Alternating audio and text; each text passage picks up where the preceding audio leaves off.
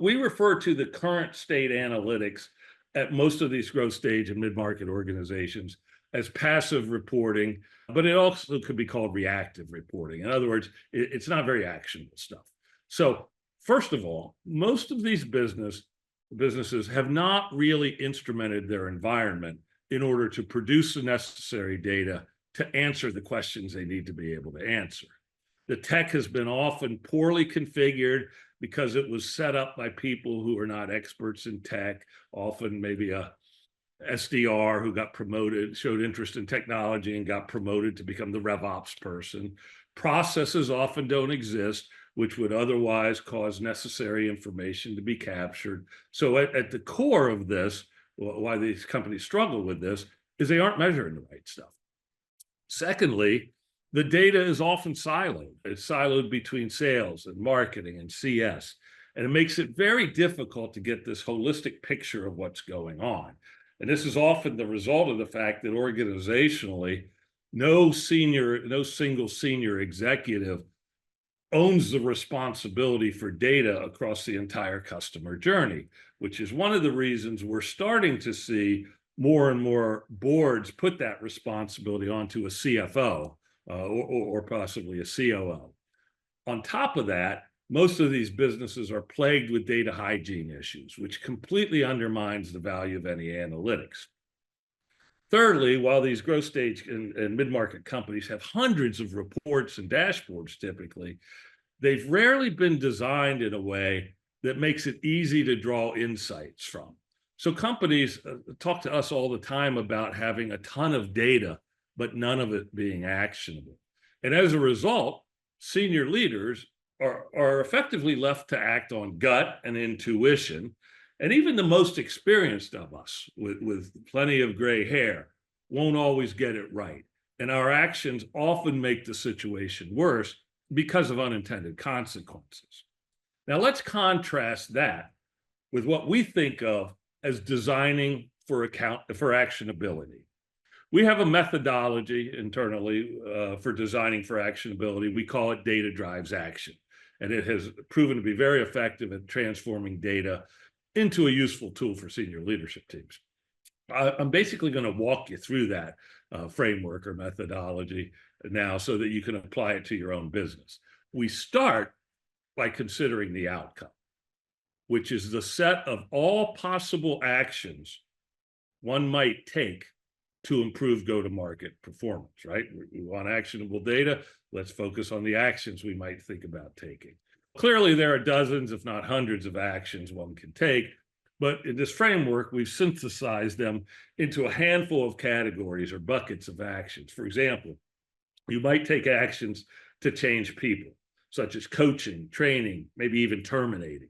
You might take actions to streamline processes with the goal of shortening sales cycles, or perhaps improving conversion rates.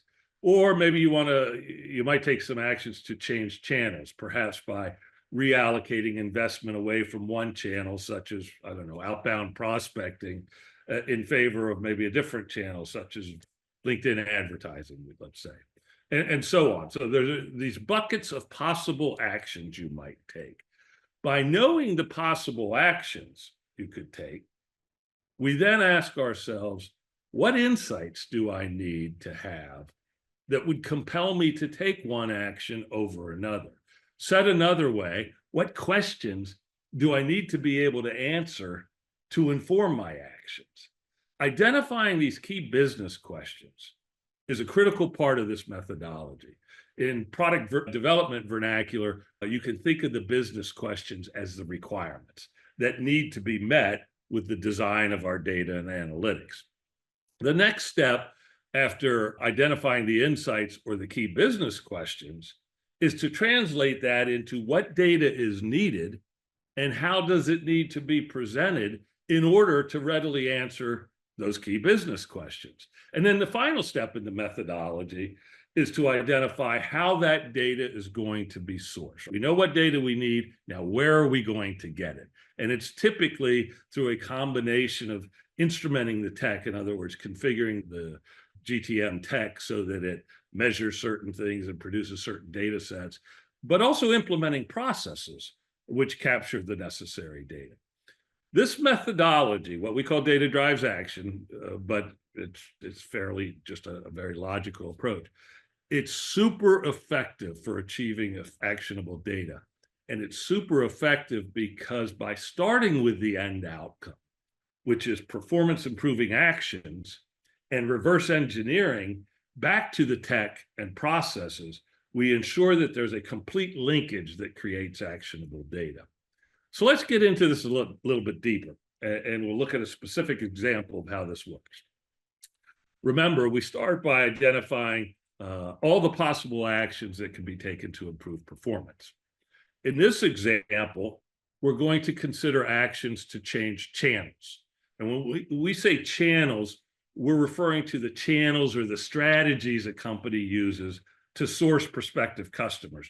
Channels might include things like paid search advertising, paid LinkedIn advertising, outbound SDR prospecting, events and trade shows, community sponsorships, as well as partners.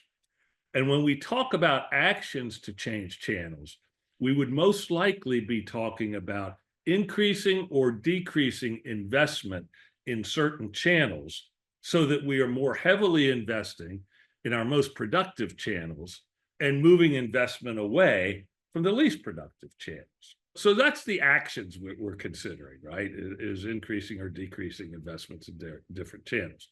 So what insights would we need that would then compel us to move money into one channel and take money away from another? We would need to know relative ROI on a channel basis, assuming that efficiency was an important priority for us, which of course, for most companies these days, it is the priority. If growth was the predominant priority, we would need to know which channels were the most scalable and had the greatest upside so we could throw more dollars at it and accelerate our growth. If we had a balanced approach between efficient growth, then we would probably want to know which channels had the best profile of both scalability and efficiency, right? Or perhaps we're very nervous about near-term results. We want to make sure we boost those. We're getting ready to do fundraising or something. And we would want to know which channel mix would be most optimal for maximizing near-term results. As I mentioned before, getting these questions right, this is a critical part of the methodology because it really sets the stage for the instrumentation and analytics. So these are the set of questions we need to be able to answer to inform whether we're going to change investment levels in the various channels that we're doing.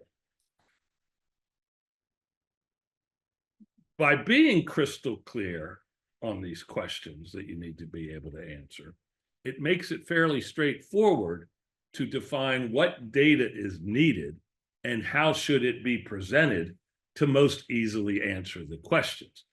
The presentation or design of how the data is reported is critical. And this is what makes it easy to draw insights from data. As an example, here is a dashboard, which is designed to help answer the very specific question of what channels have the best ROI. And though it might be difficult to see here, the data is organized to look at relative value of an opportunity by channel, as well as relative value of a lead by channel. And we can see, for example, you might not be able to see it on this Zoom, but we can see that the value of a high intent lead through paid search is close to $1,000, while the value of a high or low intent lead through paid search is only $297, and the value of a low intent lead through LinkedIn is only $25. So clearly, for this particular company, paid search and focused on high intent action CTAs tends to be the most lucrative approach that they have. And you can't see the rest of this dashboard, but combined with the other charts on this dashboard, it makes it really easy for the revenue leader or analyst to draw conclusions about relative channel ROI and take actions to double down on the good ones and terminate the investments in the lower productive channels. So let's go back to the required data to answer the questions. We need full funnel analytics to answer ROI and scalability questions. This includes volume metrics, conversion rate metrics, as well as cycle time metrics. An example of full funnel analytics is here, where this company, their full funnel is, this is for acquisition, is leads turn into meetings set, turn into meetings held, turn into pipeline opportunities, and some portion of those convert into deals. What you can see here is a relative comparison of the full funnel analytics on a channel basis. Presenting data in this fashion makes it very easy. Again, it's full funnel, but it's presented in such a fashion which makes it very easy to compare the relative productivity of one channel versus another. So let's go back to that. In addition to full funnel analytics, we need cost data, right? If we're going to know ROI, we need to have cost data, and that we need to be able to attribute costs to different parts of the funnel for each channel, top of funnel, middle of funnel, bottom of funnel. And we need NRR data attributed by channel. So now we've identified the data that we need, as well as how it should be presented to improve actionability. And by the way, up until this point in this whole process or methodology, this work can be done by people on the leadership team and or a go-to-market analyst. The last step then is determining how we are going to source that data and ensure sufficient hygiene so the data is even worth analyzing.